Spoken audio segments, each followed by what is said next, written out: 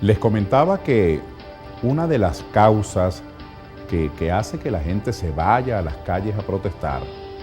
digo una de las causas porque hay varias, pero una de las razones por las cuales la gente protesta en la calle y quiere que los demás se enteren de su reclamo y conozcan su necesidad, es porque sienten que están como necesitados de buscar el apoyo de la opinión pública. Están necesitados de hacer ruido, de escandalizar con su propio drama, porque nadie los oye, porque van a un ministerio o a una alcaldía o a una gobernación y no les prestan atención, o simplemente porque como es público, que son personas opositoras al gobierno, entonces no les atienden o los atienden de mala gana, o simplemente es imposible hacer llegar sus reclamos a ningún escritorio, a ninguna instancia que tomen decisiones. Así que en mi caso, pues he pensado mucho sobre esto y tengo absolutamente claro, estoy convencido que si a la gente se le atendiera en los organismos públicos, no importa cuál fuese su color político, si a la gente se le dieran respuestas claras, se le diesen respuestas a tiempo, si los gobiernos tuvieran capacidad de respuesta y supieran pues que tal o cual reivindicación tenga que ver con agua, con alumbrado, con abastecimiento, con seguridad, va a tener una manifestación positiva del gobierno, se le va a dar respuesta a sus peticiones. Si la gente supiese eso, no se desarrollarían estos reclamos en la calle con la frecuencia que se desarrollan en Venezuela. Hay que ver,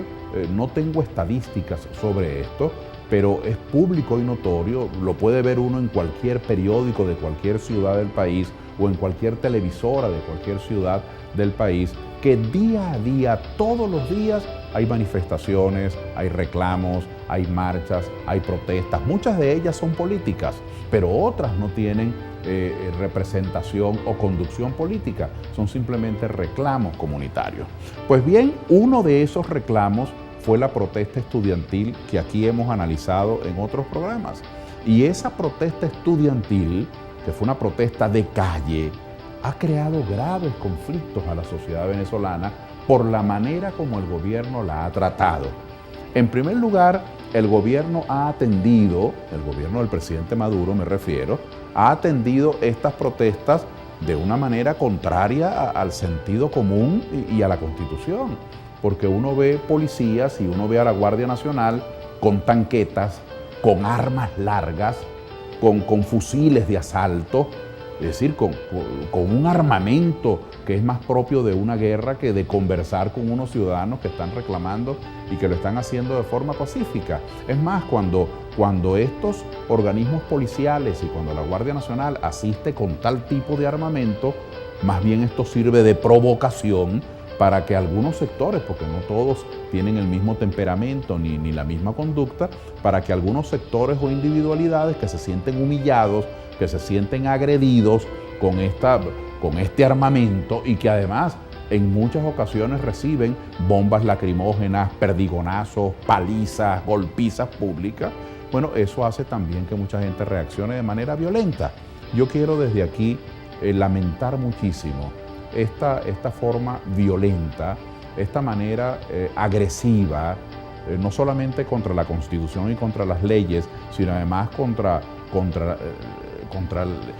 la civilidad, contra el buen trato, contra la decencia, esta forma agresiva como muchos cuerpos policiales han reaccionado. Allí está el muy triste caso de Basilda Costa, aquel muchacho que el mismo día de la juventud, el 12 de febrero, recibiera un balazo en la cabeza. Está el caso de Geraldine Moreno, una joven estudiante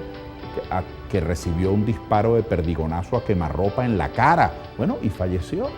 Está el caso de esta periodista muy doloroso, muy lamentable, igual que los demás, Adriana Urquiola, quien estaba embarazada y además fue agredida de manera inmisericordia por organismos oficiales, por un personaje que llevaba, un señor que llevaba una credencial de policía, que llevaba una credencial de un cuerpo del Estado, que después resultó que no era realmente funcionario, sino que pertenecía a los autodenominados colectivos, y que además de unas declaraciones en la prensa admitiendo que sí, que él la había asesinado y era una persona que había estado pagando prisión y que salió por una medida de gracia, el asesino de Adriana Urquiola, una persona que está confesa. Y vimos también como otro muchacho, Juan Carrasco, lo violaron con el cañón de un fusil. Como vimos también aquella aquella señora joven, Mervinia Jiménez, a quien una Guardia Nacional le daba con un casco una y varias veces en la cara y en la cabeza. Es decir, hemos observado a los cuerpos policiales, a la Guardia Nacional actuar con saña, los hemos visto, está documentado en las redes sociales, aunque en los medios es muy difícil porque hay mucha censura y autocensura, pero hemos observado perdigonazos a quemarropa, hemos observado verdaderas palizas, se ha visto disparos con armas largas y con armas de guerra en manifestaciones pacíficas. Esto ha indignado al país. Esto ha creado no solamente una gran indignación, que es una reacción más que justificada, sino que esto ha enlutado a decenas de familias. Ya a estas alturas, cuando estamos hablando, ya son 40 los asesinatos que se han producido en las manifestaciones o alrededor de las manifestaciones. Y esto también ha creado en el gobierno una gran conciencia del reclamo de los venezolanos. El gobierno se ha dado cuenta que su imagen se ha deteriorado tremendamente, pero no deja de reprimir. El gobierno se ha percatado de que en el mundo, en otros países, ahora este gobierno ha quedado como un violador de los derechos humanos, pero no deja de reprimir. Entonces pretende cambiar su imagen mediante una convocatoria a diálogo, pero no deja de reprimir. Yo creo que la mejor manera de cambiar la imagen de una persona o de una institución es cambiando de conducta. Pero el gobierno pretende que continuando la represión, que siga la represión y que tengan otra imagen. Bueno, es lo que están intentando con estas convocatorias a diálogo. El primero que convocaron fue a los empresarios en una conferencia llamada Conferencia de Paz. Y en esa Conferencia de Paz, que no es la primera vez que se convocaba, porque ya en abril del año pasado, del año 2013, habían convidado a los empresarios a un conjunto de reuniones con el fin de proveerlos o garantizarles dólares suficientes para las importaciones que requieren para el funcionamiento de sus empresas, para garantizarles la flexibilización de la ley del trabajo, para garantizarles que se acabaría la permisería y los trámites innecesarios. Sin embargo, nada de eso se cumplió hace un año, pero ahora el gobierno los vuelve a convocar. Pero se dan cuenta que esa convocatoria no es suficiente para cambiar la imagen. Les permiten a algunos empresarios aumentar los precios de sus productos por debajo de la mesa sin que salga publicado en Gaceta Oficial.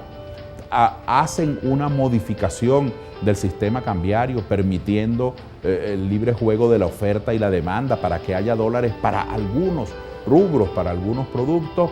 pero eso no convence a la población. La población se da cuenta de que sigue la represión, que continúa la represión, y por eso entonces el gobierno decide ir ya al plano político y convoca a los partidos políticos de la Mesa de la Unidad